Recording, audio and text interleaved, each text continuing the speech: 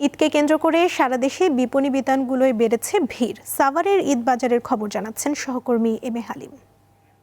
আপনি যেমনটি বলছিলেন, আজকে কিন্তু শুক্রবার, যেটি সাপ্তাহিক ছুটির দিন। সেই ছুটির দিনে কিন্তু সাভারের যে বিপণী কেন্দ্রগুলো রয়েছে সেখানে কিন্তু আমরা দেখতে পেয়েছি সকাল থেকে কিন্তু এই বিপণী কেন্দ্রগুলো থেকে এখানে ভিড় লক্ষ্য করা গেছে। এবং সাভারের যে কয়েকটি যে নামকরা বিপণী কেন্দ্রগুলো রয়েছে, Razzak Plaza, New Market, City Centre এবং চৌরঙ্গি মার্কেট, এই মার্কেটগুলোতে কিন্তু আমরা দেখতে পেয়েছি যে এই মার্কেট খোলার সাথে সাথে কিন্তু এখানে এই অঞ্চলের যে যারা এখানে ক্রেতা রয়েছে তারা কিন্তু ছুটে আসছে। বিশেষ করে এই শিল্প অধ্যুষিত যে সাভার, আশুলিয়া, সেখানে কিন্তু আমরা দেখতে পেয়েছি যে বিভিন্ন স্থান থেকে এই সাভারের যেটি পৌর এলাকায় সেই মার্কেটগুলোতে কিন্তু অনেকেই ছুটে আসছেন। এছাড়া কিন্তু এই সাভারের নবীনগর, সেনা শপিং কমপ্লেক্স এবং জামগড়া, আশুলিয়া, ধামরাই সেখানে মার্কেট রয়েছে। তবে এই সাভারের যে এই শীতাতপ নিয়ন্ত্রিত যে শপিং সেন্টারগুলো রয়েছে সেখানে কিন্তু আজকে এই শুক্রবারে কিন্তু পরিবার পরিজন নিয়ে কেনাকাটা করতে আজ সকালবেলা থেকে ভিড় লক্ষ্য করতে পারছি। এবং সেই সাথে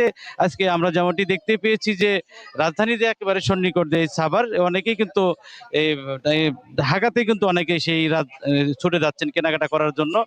এখানে আমরা দেখতে পেয়েছি যে ঈদ উপলক্ষে কিন্তু সাভারের বিভিন্ন যে বিপণী যে কেন্দ্রগুলো রয়েছে সেখানে কিন্তু নিত্য প্রয়োজনীয় যে জিনিসপত্র, পাশাপাশি এখানে শৌখিন যে জিনিসগুলো এবার আসছেন। আপনি জানেন যে এখানে যে বিরূপ পরিস্থিতি চলছে এই বিশ্বে এখন, যে সেই বিশ্বের যে বিভিন্ন স্থানে যে মধ্যপ্রাচ্যে যে একটি অস্থিতিশীল অবস্থা চলছে, তার মধ্যেও কিন্তু অনেকেই কিন্তু একটি চিন্তার ভাঁজ আমরা দেখতে পেয়েছি। ঈদ তারা ওই কেনাকাটা করতে আসলেও কিন্তু তারা তাদের মধ্যে সেই চিন্তার ভাঁজটা লক্ষ্য করা গেছে। আসলে সামনে কি হবে বা এখানে দ্রব্যমূল্যের পরিস্থিতি কতটা কি হবে যুদ্ধের কারণে, সেই বিষয়টি কিন্তু অনেকের চিন্তার ভাঁজ আমরা দেখতে পেয়েছি। সব মিলিয়ে আজ শুক্রবারে কিন্তু আমরা সাভারে যে বিভিন্ন শপিং সেন্টারগুলো রয়েছে সেখানে আমরা ব্যস্ততা লক্ষ্য করছি। এবং তারা এই বেলা গড়ার সাথে সাথে এই ব্যস্ততা আরো বাড়বে বলে জানিয়েছেন এই মার্কেটগুলোর যারা ব্যবসায়ী তারা।